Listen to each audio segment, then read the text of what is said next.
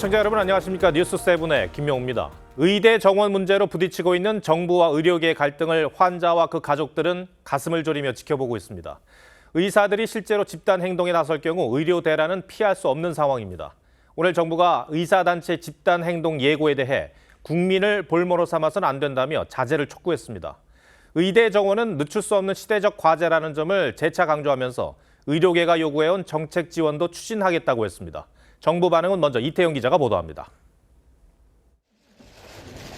전공의들이 예고한 집단 행동을 하루 앞두고 한덕수 총리는 정부 서울청사에서 긴급 대국민 담화를 발표하고 의료 공백으로 인한 피해는 고스란히 국민이 받는다고 우려했습니다. 그 피해는 고스란히 국민들에게 돌아가게 됩니다. 이는 국민의 생명과 건강을 볼모로 삼는 있어서는 안 되는 일입니다. 그러면서 의료개혁은 더 이상 늦출 수 없는 시대적 과제라고 강조했습니다. 의대 정원 확대는 더 늦출 수 없습니다. 절대적인 의사 수가 확보되지 않는다면 의료개혁은 절대 성공할 수 없습니다. 대통령실 관계자는 오늘 담화는 국민들에게 의료개혁에 공감해달라는 취지라며 의료공백 우려를 해소시키려는 목적도 있다고 설명했습니다. 정부는 또 의료사고 처리 특례법을 제정해 의료사고 안전망을 구축하고 2028년까지 10조 원 이상을 투입해 필수 의료 의사들이 합당한 보상을 받도록 의료 수가를 끌어올리겠다고 약속했습니다. 다만 의사들이 실제 집단 행동을 강행하면 법과 원칙에 따라 대응하겠다는 입장을 분명히 했습니다. TV조선 이태형입니다. 정부의 자제 촉구에도 의사단체들의 집단 행동은 초읽기에 들어간 듯합니다. 국내 주요 대학병원 전공의들의 집단 사직 기한이 하루 앞으로 다가왔고 현재까지 정부는 사직서를 제출한 전공의들이 이미 700명을 넘긴 것으로 파악하고 있습니다. 의료 현장 곳곳에서는 이미 의료 공백 현상이 나타나기 시작했습니다. 배상윤 기자가 병원 상황을 살펴봤습니다. 서울의 한 병원 응급실에 의료진 부족으로 진료 대기가 길어질 수 있다는 안내문이 붙어 있습니다. 다른 대학병원 응급실도 상황은 마찬가지. 당장 진료를 앞두고 있는 환자 가족들은 불안하기만 합니다. 환자나 보호자 입장에서는 의사가 없으면 당장 생명하고 연관이 있다 보니까 그게 가장 큰 우려가 되는 거죠. 정부는 전국 23개 병원 전공의 715명이 이미 사직서를 제출한 것으로 파악했습니다. 전공의들의 집단 사직서 제출이 내일 몰릴 가능성이 높아지면서 의료 공백에 대한 우려가 더욱 커지고 있습니다. 다들 불만들이 있으니까 그걸 어떻게 표출할지 그런 거를 생각을 다들 하는 것 같습니다. 필수과 사람들이 좀 불만이 좀 많은 것 같습니다. 주요 병원들은 수술과 입원 일정을 조정 중입니다. 서울 성모병원과 서울대 병원 등은 일부 수술이 불가하다고 밝혔고 세브란스 병원은 수술을 대폭 축소했습니다. 절반 수준으로 줄이고 있는 중이에요. 필수 수술들을 유지하고 연기해도 될 만한 수술들은 연기하고 있는 거고.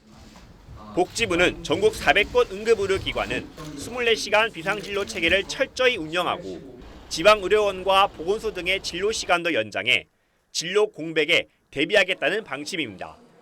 TV조선 배상윤입니다. 정치권은 총선 출마 선수들을 정하느라 분주합니다. 관련해서 저희 취재진이 주목할 만한 내용을 취재했습니다. 오늘 국민의힘이 발표한 공천 결과에 직전 대표였던 김기현 전 대표 관련 내용이 빠졌습니다. 확인해봤더니 곧 경선 지역으로 발표될 것으로 파악됐습니다. 대구 5선의 주호영 의원도 경선을 치르게 됐습니다. 인요한 혁신이가 희생을 요구했던 이른바 영남 지역 스타 정치인들이 줄줄이 경선을 치르게 된 겁니다. 황병준 기자가 단독 취재했습니다. 울산 남구 을에서 5선에 도전하는 김기현 전 대표가 경선을 치를 것으로 알려졌습니다. 당초 울산 지역 내 재배치 가능성이 거론됐지만 공건위가 지역구를 유지하는 대신 경선에 붙이기로 한 것으로 전해졌습니다. 울산 북부는 북부대로 현재 가지고 있는 당내 통합을 할 수 있는 후보를 세우는 것이 그것이 선거를 이기는 길이다.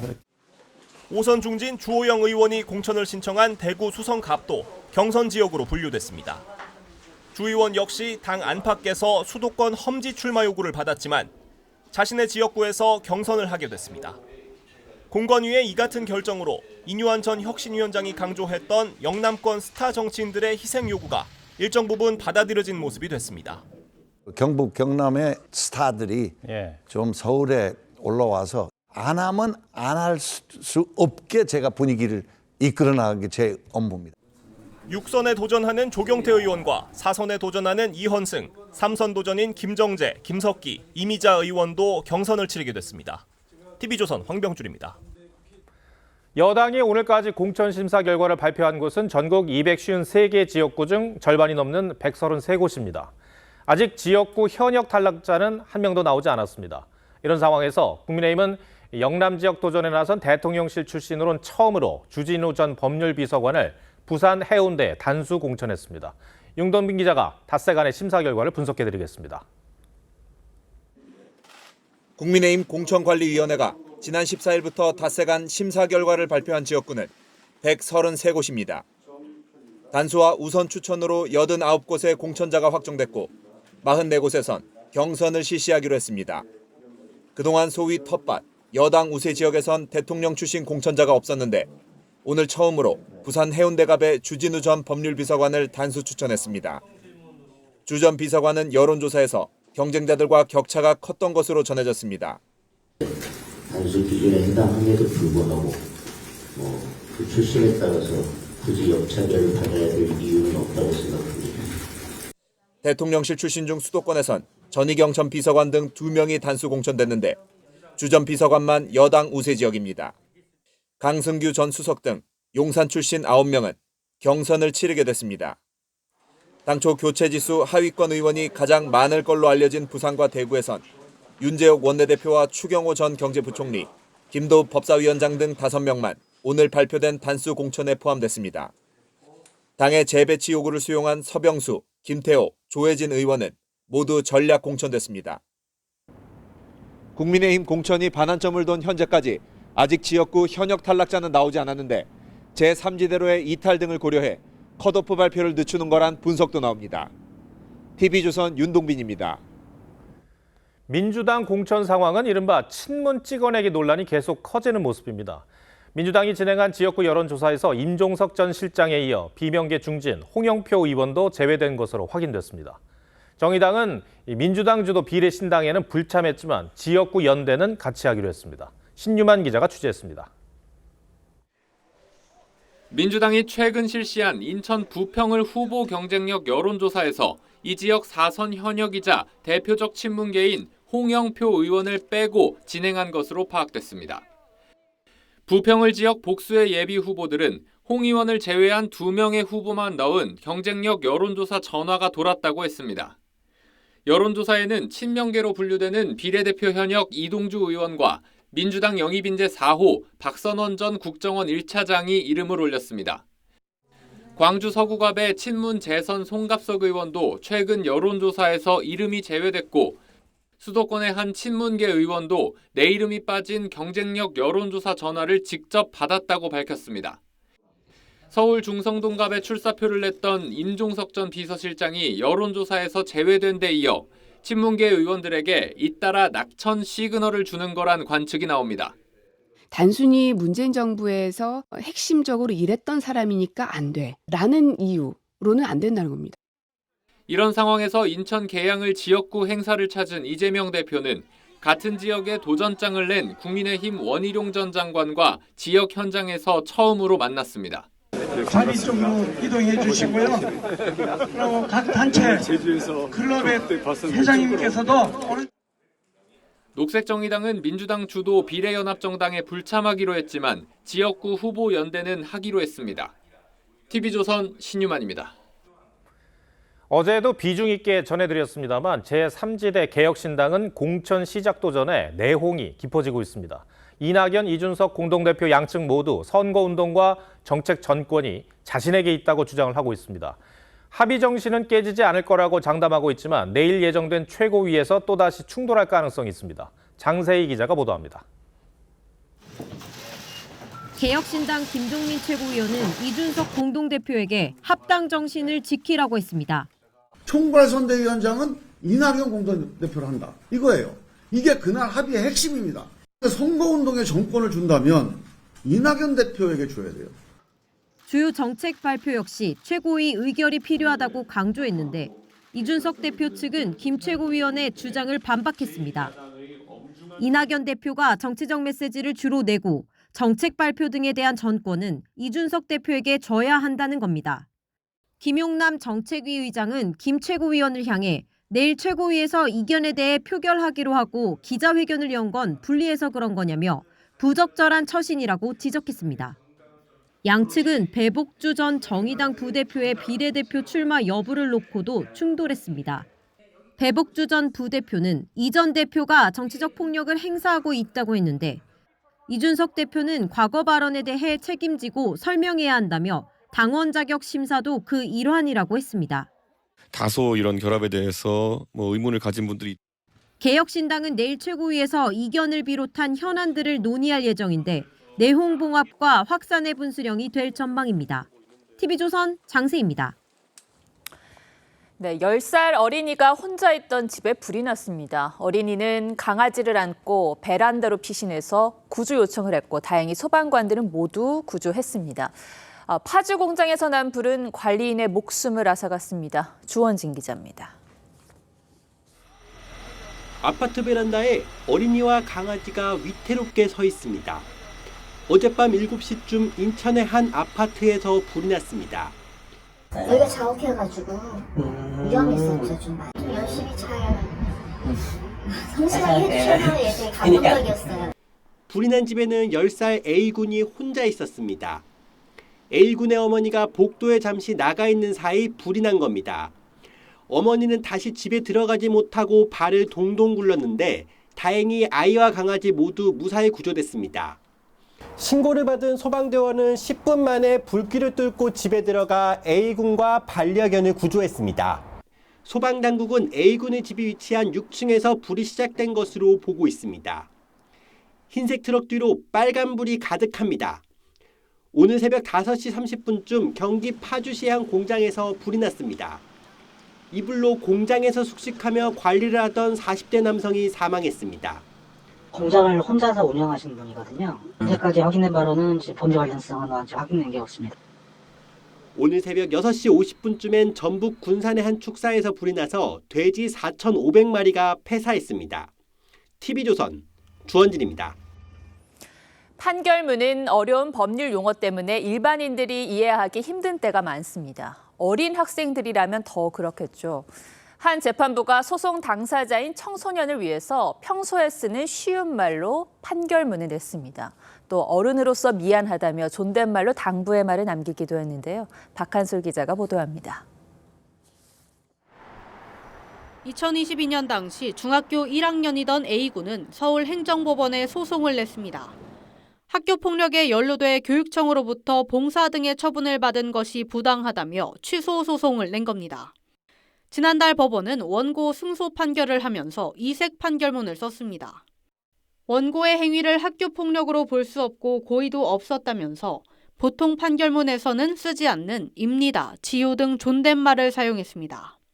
재판부는 A군에게 법을 위반하지 않았더라도 당부와 부탁을 하고 싶은 말씀이 있다고 했습니다. 법을 위반하지 않았다는 것은 지켜야 할 최소한의 것에 불과함을 명심했으면 좋겠다면서 어른들이 좋은 분이 되지 못하고 있는 점은 어른으로서 정말 미안하다고 적었습니다. 재판 과정과 결과를 충분히 이해하고 성장하는 계기가 되기를 바란다는 당부도 했습니다. 해당 재판부는 2022년 12월 청각장애인이 낸 소송에서도 짧은 문장과 사파 등을 활용한 판결문을 내 화제가 되기도 했습니다. 당시 판결문엔 안타깝지만 원고가 졌다는 쉬운 말을 넣기도 했습니다. 법률 용어와 한자어를 쓰지 않고도 판결문을 쓸 수 있다는 걸 보여준다는 평가입니다. TV조선 박한솔입니다. 네, 혈세 낭비로 지적받아온 용인 경전철 사업에 대해 법원이 사업을 추진한 전임 시장에게 200억 원대 배상 책임을 물었습니다.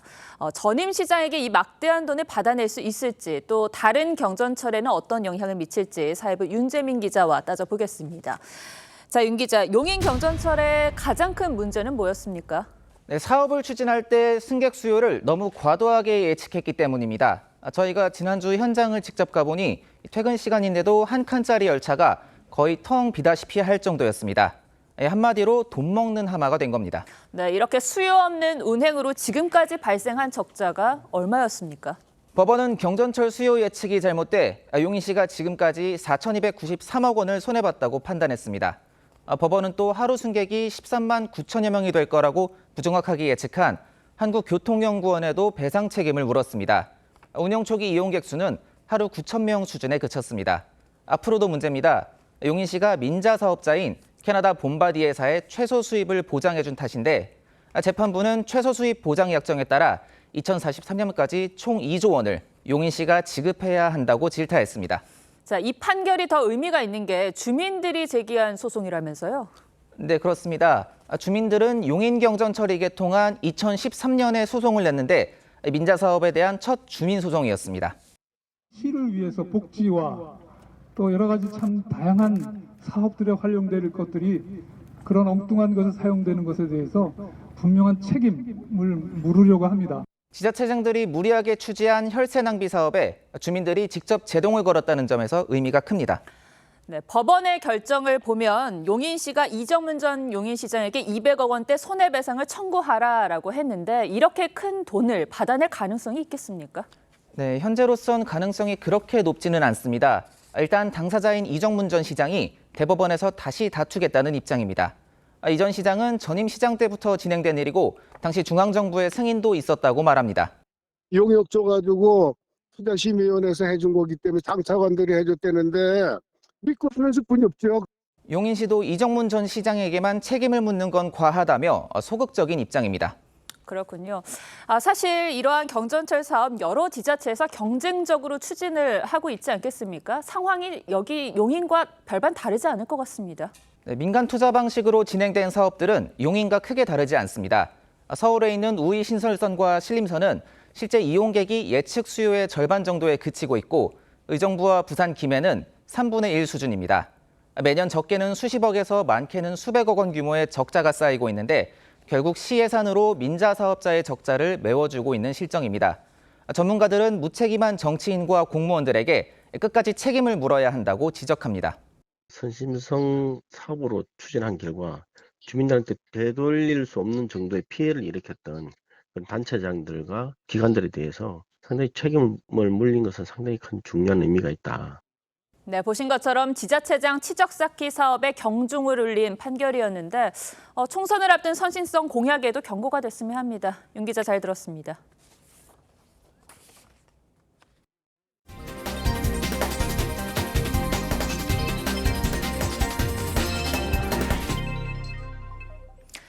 인구는 줄어들고 사람은 도시로 더 몰리면서 전국적으로 빈집이 13만 채가 넘습니다. 흉물이 되거나 청소년의 탈선 장소로 이용돼 골칫거리인데요.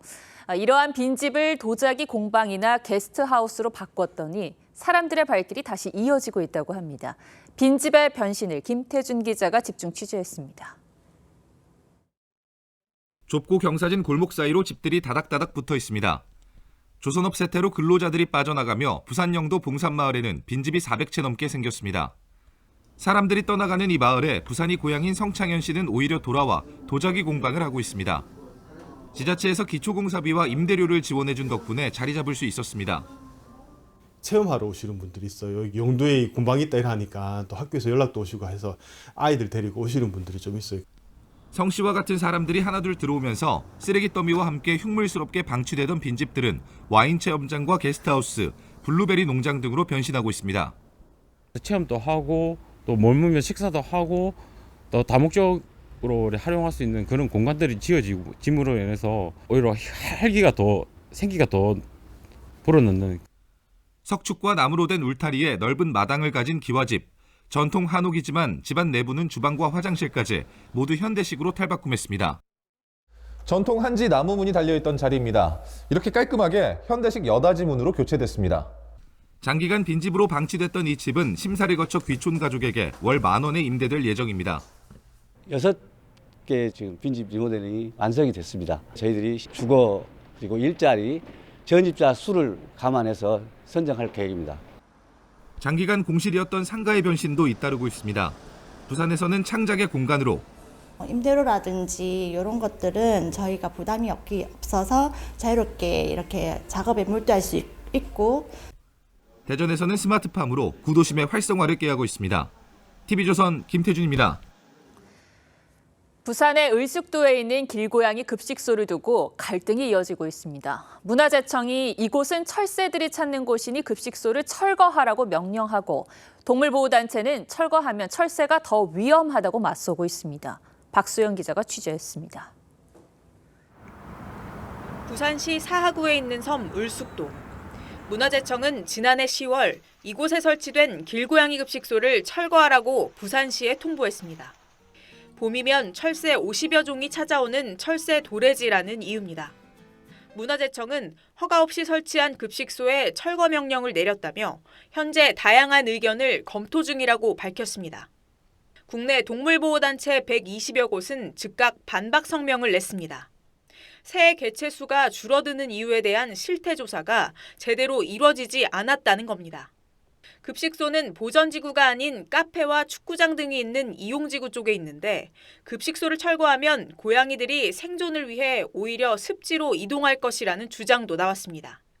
무작정 저희한테 피해가 갈 거니까 철거를 하라 그런 내용이었고, 전문가들은 고양이들을 섬 밖으로 내보내는 것이 새를 보호하는 근본 대책은 될 수 없다고 지적합니다. 문화재청 역시 실태 조사는 없었다고 인정했습니다. 제가 새 먹이 준 지 거의 한 20년 정도 돼요. 급식소를 안 넣게 되면 얘네들이 막 중구난방이 돼가지고 을숙도 그 내부에 뿔뿔이 흩어져요. 계속된 중성화 수술로 이제 을숙도에 남은 고양이는 70마리 남짓. 공존 대책이 필요해 보입니다. TV조선 박소영입니다. 푸틴의 최대 정적 나발리의 의문사 뒤 추모 물결이 이어지고 있습니다. 이 러시아 정부는 추모객과 시위대를 강경 진압하며 극도로 예민한 반응을 보이고 있습니다. 세계 곳곳에서 이 푸틴에 대한 비판이 쏟아지는 가운데 나발리가 사망하기 직전 러시아 정보 요원이 교도소 CCTV를 제거했다는 의혹도 나왔습니다. 김주영 기자입니다. 경찰이 나발리 추모객의 얼굴을 눈에 뭉개며 끌고 갑니다. 계속된 무차별 연행에 시위대는 반발합니다.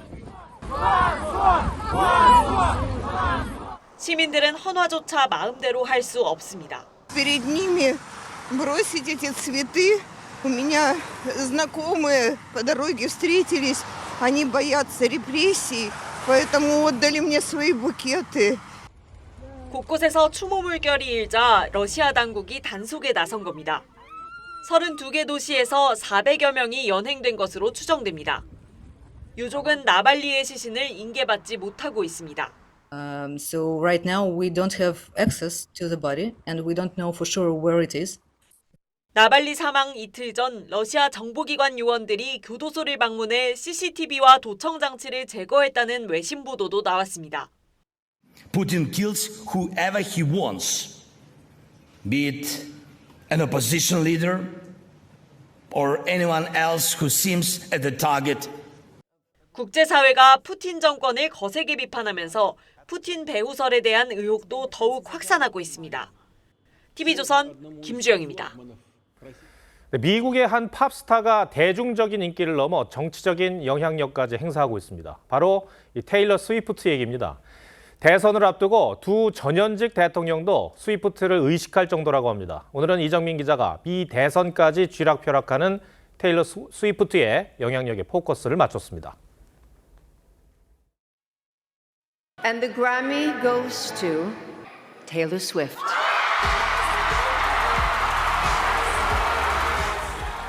역대 최초로 그래미 올해 앨범상을 4번 수상하는 기염을 토합니다. I would love to tell you that this is the best moment of my life, but I feel this happy when I finish a song or when I crack the code to a bridge that I love. 바비 인형 같은 외모의 가창력은 물론 노래를 직접 작사 작곡하는 뛰어난 음악성까지 겸비했습니다. 미국 국민 여동생에서 세계적인 팝 가수로 우뚝 선 테일러 스위프트는 연예인 최초로 타임지가 선정한 올해의 인물에 뽑히기도 했습니다. 투어를 다니는 도시마다 엄청난 경제적 효과를 불러일으켜 스위프트노믹스라는 신조어까지 생겼습니다. 이런 파급력의 하버드대를 비롯해 유수한 대학에서 스위프트 관련 과목을 개설할 정도입니다. There will be discussions about Taylor Swift and there will be discussions about her music. 그녀의 영향력은 여기가 끝이 아닙니다. 미 대선의 변수로까지 떠올랐습니다. 트럼프 전 대통령은 지난 대선 민주당과 바이든 지지를 선언했던 스위프트를 의식한 듯 자신이 돈을 벌게 해줬는데 바이든을 지지하면 배은망덕하다고 견제합니다. 스위프트가 바이든 대통령의 재선을 돕기 위한 정부 비밀 요원이라는 음모론까지 등장했는데 미국인 5명 중 1명이 음모론을 믿는다는 조사 결과도 나왔습니다. 바이든 대통령은 계획대로 되고 있다는 글을 써가며 스위프트가 자신의 편이라는 점을 애둘러 강조합니다. When the Chiefs are invited to the White House, does the White House intend to also invite Taylor Swift? That's going to be up to the Chiefs and obviously their decision. 미국 정치권에선 11월 대선 전 테일러 스위프트가 지지 후보를 직접 밝힐지 그녀의 선택을 주목하고 있습니다. 뉴스7 포커스입니다. 설이 지나고 과일값이 더 올랐습니다. 그나마 있던 명절 할인 행사도 끝났는데요. 계란이나 대파 같은 식품은 수입을 통해 가격을 안정시키지만 사과와 배는 검역 규정 때문에 수입이 막혀 있어서 그 방법도 쓸 수가 없습니다. 우리나라 사과값이 세계 1위라고 하니 참 걱정입니다. 윤소아 기자입니다. 서울의 한 과일 시장. 과일을 집던 손길이 가격표를 보고 멈춥니다. 좀 내렸을까 싶어서 나왔는데 너무 비싸니까 지금 낱개로 좀 하나씩 사가지고 가는 거예요. 사과 10개 소매가는 29,700원, 배는 38,600원 선으로 지난달에 비해 20% 넘게 올랐습니다. 명절용 할인 행사가 끝나면서 가격이 더 뛴 겁니다. 한 통계 사이트에 따르면 우리나라는 전 세계에서 사과값이 가장 비쌉니다. 하지만 수입으로 공급을 늘려 가격 안정을 유도하기는 어렵습니다. 병해충에 취약한 사과와 배, 고추 등 8개 농산품은 수입이 전면 금지돼 있기 때문입니다. 이제 외래 병해충이 또 들어오면 국내 과원들은 생산 기반이 무너질 위험이 굉장히 크기 때문에 그 검역 SPS 조치에 따라서 검역 협상을. 수입 문턱을 낮출 경우 국내 농가들의 반발도 예상됩니다. 수입에 의존한다고 하면 폐업하시는 농가들이 늘어날 수밖에 없거든요. 식량안보나 이런 얘기들을 많이 하는데 수출국에 딸려다닐 수밖에 없잖아요. 정부는 300억 원을 추가 투입해 농산품 할인 지원에 나설 계획이지만 사과와 배가 다른 과일값까지 끌어올리고 있어 과일 가격 고공행진은 당분간 이어질 전망입니다. TV조선 윤서입니다. 건설 경기가 좋지 않다고 하는데 서울 여의도나 압구정의 재건축 단지는 공사를 따내려는 건설사들의 물밑 경쟁이 치열해지고 있습니다. 하지만 같은 서울이라도 외면을 받는 곳도 많은데요. 이 양극화된 수주시장 정수양 기자가 취재했습니다. 최고 56층으로 재건축을 추진 중인 여의도의 한 아파트입니다. 여의도 1호 재건축이란 상징성에다 일반 분양 물량이 많아 사업성이 높다는 평가를 받습니다. 조만간 시공사 선정을 앞두고 있는 이 아파트에는 시공사 선정을 노리는 건설사들의 현수막이 걸려 있습니다. 수주전에 나선 건설사들은 공사비를 대거 낮추거나 수억 원의 환급금을 돌려주겠다는 공약도 내걸었습니다. 공사가 다 똑같이 있으면 저희는 이제 날짜가 잡히길 기다리고 있는 거죠. 재건축 최대어로 꼽히는 압구정도 상황은 비슷합니다. 올해 하반기부터 시작될 시공사 선정을 앞두고 일부 건설사는 TF팀을 꾸릴 정도로 사활을 걸고 있습니다. 압구정 아파트만 얘기하는 건 아니고 이제 한강변에 있는 쪽에 이제 좀 수주를 하겠다 그런 의지 차원인 거고. 반면 공사비가 낮거나 사업성이 떨어지는 곳은 시공사를 구하지 못해 발을 구르고 있습니다. 공사비가 급등하고 분양 가격을 무한정 올릴 수 없는 상황에서 정비 사업의 수익성이 높은 지역과 단지를 중심으로 수주 경쟁이 심화되고 있습니다. 부동산 시장 침체가 깊어지고 있어 재건축 수주 양극화는 더욱 뚜렷해질 전망입니다. TV조선 정수양입니다. 대기업의 세대 교체 바람이 거세게 불고 있습니다. 90년생, 그러니까 33살의 임원도 탄생했는데요. 이런 파격 인사의 배경은 무엇인지 지선우 기자가 짚어봤습니다. 임원 인사를 뒤늦게 단행한 CJ그룹. 주요 계열사 CEO 못지않게 화제가 된 건 1990년생 임원입니다. 올해 33세인 방준식 씨로 CJ CGV 팀장에서 임원급인 경영 리더로 전격 승진했습니다. CJ 올리브영도 86년생, 87년생 여성을 경영 리더로 발탁했습니다. 4대 그룹도 지난 연말 인사에서 90년대생 임원, 70년대생 사장을 대거 임명했는데 용서구 삼성전자 사장, 문혁수 LG이노텍 사장이 1970년생이고 SK그룹도 70년대생 4명이 계열사 대표가 됐습니다. Samsung Screen will continue to upscale your everyday experience with frequent updates to our Tizen OS. 오너가 3, 4세가 본격적으로 경영에 참여하면서 나타나는 현상으로 풀이됩니다. 오너가가 젊으면은 그에 비슷한 연령대가 동반으로 비오너인 경우에도 같이 이제 임원으로 등장하는 경우가 자주 나타나는 패턴이거든요. 현대차 정의선 회장, LG 구강모 회장, 한진 조원태 회장, 현대백화점 정지선 회장이 70년대생입니다. 또 우리가 지향하는 최고의 고객 만족과 감동을 고객들에게 드리기 위해서 우리 모두 최선을 다해야 합니다. 경기 부진에 대응하려면 변화가 절실해진 데다 실적과 성과 중심의 인사체계도 확산되고 있어 기업들의 세대 교체 바람은 계속될 것으로 보입니다. TV조선 지선호입니다. 남쪽 바다에 살고 있는 해양 생물들의 일상이 공개됐습니다. 바다뱀은 세상 모르게 자고 있고 엄마 문어는 침입자가 나타나자 깜짝 놀라기도 합니다. 쉽게 볼 수 없는 이 바닷속 모습을 송민선 기자가 보도합니다. 바닷속을 동동동 떠다니는 물고기. 5cm 남짓한 노란 거북복입니다. 숨바꼭질하듯 산호 사이를 왔다 갔다 합니다. 지난해 국내에서 첫 포착된 넓은 띠 큰 바다뱀이 바닥에 길게 늘어져 있습니다. 사람이 다가가도 세상 모르게 쉬고 있습니다. 문어가 침입자에 등장해 화들짝 놀라 몸을 웅크립니다. 알을 품고 있어 예민해졌기 때문입니다.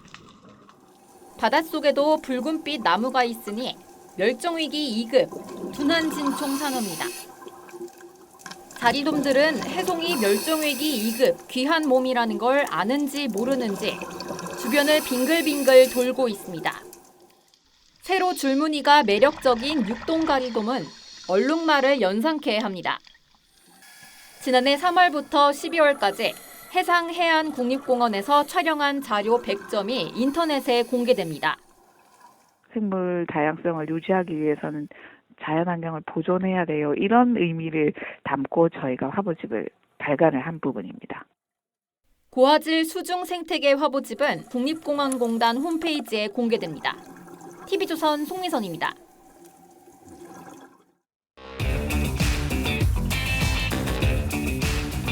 뉴스야 시작합니다. 정치부 김아림 기자 나와 있습니다. 첫 번째 물음표 볼까요? 네, 첫 번째 물음표는 이재명이 롤모델입니다. 누가 어떤 점에서 이재명 대표를 롤모델로 삼는다는 겁니까? 현재 수사나 재판을 받고 있는 민주당 현역 의원들이 사법 리스크 속에서도 총선 출마 등 정치 행보를 이어가고 있는 이 대표를 롤모델로 삼는다는 겁니다. 우선 수천만 원대 뇌물수수 혐의를 받는 노웅래 의원이 지난 14일 출마 선언을 했죠. 민주당에선 비리 사건 당사자들은 공천에서 제외한다는 움직임을 보이고 있는데요. 노 의원은 본인도 이 대표처럼 정치 탄압을 받는 것이라는 입장입니다. 검찰공화국의 지금 핍박을 대표적으로 받는 게 이재명 대표 아니에요? 정치 탄압받고 같은 우리 같은 사람도 함께 싸울 수 있도록 하자는 게 규정에 따른 시스템 공천 아니에요? 한마디로 이 대표와 내가 다른 게 뭐냐 이런 건데 공천을 앞둔 시점에서 당 대표까지 언급하는 건 그 상황을 언급하는 게 과감해 보이기도 합니다. 근데 갑자기 이런 말이 나온 배경이 있습니까? 네, 저희가 따로 취재한 내용인데요. 노 의원은 지난주 수요일 출마 회견 전에 이 대표 자택을 직접 찾아서 공천 문제를 읍소를 한 것으로 전해졌습니다. 그런데 이 자리에서 이 대표가 공천 결과가 나오면 이의 제기하라면서 선을 그었고요. 이에 기자회견에서 공개 반발한 거라는 해석이 나오는 겁니다. 네, 지도부는 입장이 뭡니까? 한병도 전략기획위원장은요, 돈 봉투를 받은 걸로 확인이 되면 컷오프 해야 한다고 했는데 노 의원의 경우에 검찰에서 명백한 증거를 제시했거나 당사자가 직간접적으로 인정한 경우에 해당된다고 했습니다. 반면 이 대표에 대해선 대장동, 백현동 사건을 포함해 7가지 사건으로 수사 재판을 받고 있는데요. 수사기관이 사상 초유의 인력을 동원해서 한 명의 정치인을 제거하려는 의도를 가진 수사로 전혀 다른 사안이라고 선을 긋고 있습니다. 형격히 어떤 정치적 의도를 가지고 검찰에서 수사를 한 것인가라는 걸 판단을 안 할 수 없는 게요. 근데 민주당에선 노웅래 의원 말고도 다른 사례가 더 있죠. 네, 정치권에서는 이재명 대표 학습 효과 때문일 수도 있다는 분석이 나오는데요. 민주당 황운하 의원은 울산 선거 개입 혐의로 1심에서 의원직 상실형인 징역 3년을 선고받았는데 대전 중구 의뢰 출사표를 냈고요. 재선의 기동민 의원, 초선 비례인 이수진 의원도 출마를 준비 중인데 라임 금품 수수 의혹으로 재판 중이죠. 모두 당에서 공천심사 적격 판단을 받았습니다. 범위를 범야권으로 좀 넓히면요. 1심에 이어 2심에서도 징역 2년형을 선고받은 조국 전 장관도 신당 창당을 선언을 했고요. 돈봉투 의혹으로 구속 기소된 송영길 전 대표는 옥중에서 창당을 준비하고 있습니다. 네, 알겠습니다. 첫 번째 물음표 정리해 볼까요? 네, 첫 번째 물음표 이재명이 롤모델의 느낌표는 반면교사의 교훈으로 정했습니다. 네. 다른 사람의 부정적인 언행을 보고 이를 거울 삼아서 자신을 긍정적으로 개선해야 한다는 건데요. 당장의 정치 생명을 이어가는데 급급하기보다는 자신의 결백함을 밝히고 돌아와 당당하게 국민의 선택을 받는 게 순리겠죠. 네. 두 번째 물음표는 뭡니까? 네, 두 번째 물음표는 인요한 찾는 여당 후보들입니다. 총선을 앞두고 국민의힘 후보들이 인요한 전 혁신위원장을 찾는다. 이게 무슨 말입니까? 공천을 앞두면 어떤 연결고리라도 찾으려는 건 후보 입장에서 좀 당연한 걸 텐데요. 최근 인요한 전 위원장에게 도와달라고 당에서 연락해온 인사만 50여 명 정도 된다고 합니다. 인 전 위원장이 지금 공관위에 몸담고 있지는 않지만 당 지도부와 자유롭게 소통해서인지 인 전 위원장에게 직접 공천을 좀 도와달라거나 현장에 와서 얼굴을 비춰달라는 요청이 많다고 합니다. 인 전 위원장은 강서구청장 선거 패배 뒤 위기에 놓였던 당에 와서 혁신위를 이끌면서 쓴약 제조로 여론을 반전시켰다는 평가를 받았습니다. 그때 발표했던 친윤 중진 불출마, 험지 출마 등은 장제원 의원 불출마와 원희룡 전 장관 험지 출마 등으로 이미 현실화된 게 여럿 있기도 합니다. 인 전 위원장이 그래서 도와줬다고 합니까? 자신이 그럴 수 있는 위치도 아니라면서 그런 요청들을 모두 거절한 걸로 알려졌습니다. 그런데 이제 국민의힘에서는 인요한 전 위원장이 총선에서 어떤 역할을 해주기를 바라고 있잖아요. 그리고 한동훈 위원장도 그런 생각인 것 같고요. 네, 당에서는 오래전부터 인 전 위원장이 다니고 있는 세브란스 병원이 있는 서대문 갑 등을 지역구 출마로 좀 타진을 했었는데요. 이미 지역구 출마는 하지 않겠다고 밝힌 바 있습니다.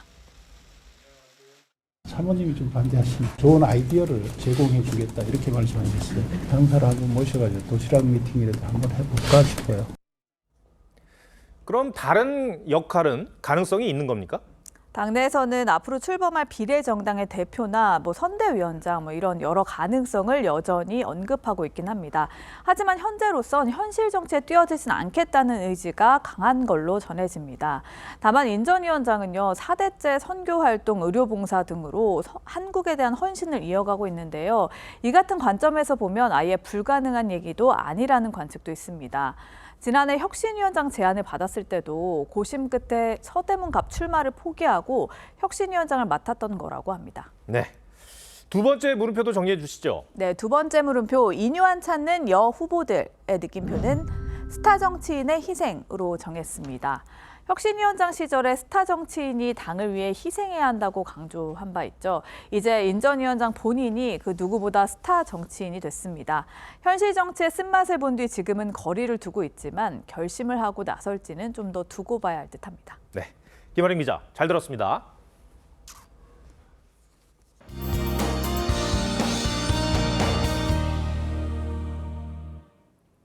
오늘 흐린 하늘이었지만 포근한 날씨에 꽁꽁 얼었던 얼음이 녹는 모습 볼 수 있었습니다. 얼음이 녹아 비가 내린다는 절기 우수인 내일도 비가 이어지겠는데요. 이번 비는 남해안과 지리산 부근, 제주도에 특히 집중되겠습니다. 내일까지 예상되는 강수량은 제주 산지에 최대 200mm 이상, 지리산과 남해안에도 100mm가 넘는 폭우가 쏟아지겠고요. 서울 등 중부지방으로도 20에서 60mm의 꽤 많은 양의 비가 내리겠습니다. 내일도 전국적으로 바람이 강하게 불겠습니다. 특히 해안가와 산지를 중심으로 초속 20m 이상의 돌풍이 불어들겠습니다. 내일은 비구름이 이불 역할을 하면서 2월 중 가장 높은 기온으로 아침 출발하겠는데요. 서울과 대전이 11도, 제주 16도 보이겠고요. 내일 한낮에도 포근하겠습니다. 서울이 12도, 대구 21도 예상됩니다. 이번 비는 내일 밤이면 그치겠지만 주 중반까지 비 소식이 잦겠습니다. 날씨였습니다. 호주와의 아시안컵 8강전 감동은 지금까지 남아 있습니다. 우리 선수들은 체력이 바닥났지만 넘어져도 다시 일어났고 끝까지 포기하지 않았습니다. 또 연장까지 가는 말 그대로 120분의 혈투였습니다. 결국 2대1로 호주를 누른 순간 그 새벽 시간 대한민국은 열광의 도가니였습니다. 잠 좀 못 잔 게 무슨 대수겠습니까? 그런데 대표팀이 4강전에서 보인 경기력은 의아할 정도였습니다. 왜 저래? 라는 말이 저절로 나오더군요. 지난주 대서특필된 경기 전날 선수들 사이의 불화를 보니 알 것 같습니다. 8강전의 감동은 산산조각 났습니다. 국민들은 화가 날 정도로 실망했고 말 많았던 대표팀 감독은 결국 짐을 싸게 됐습니다. 총체적 난국이란 비판이 쏟아졌습니다. 그래도 우리 축구 대표팀을 응원합니다. 우여곡절을 겪은 젊은 태극 전사들이 다시 하나가 돼 국민들을 울게도 하고 웃게도 해주리라 믿습니다. 역대 최강이라는 지금 대표팀이 원팀이 아닌 축구 경기를 무슨 낙으로 보겠습니까? 시청해주셔서 고맙습니다.